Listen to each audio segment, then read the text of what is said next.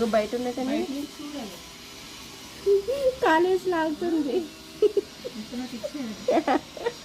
దానికి కావాలంట. నీ తినేసావు కదా, ఇది స్లోగా తింటుందని ఇంట్లో వేసాము. నీ తినేసావు కదే, మళ్ళీ అడుగుతున్నావు. తినేసి అడుగుతున్నావు నువ్వు మళ్ళా.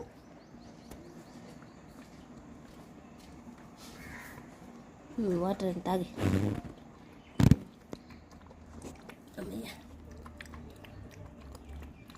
బ్రెడ్ తినాలి, వాటర్ తాగాలి.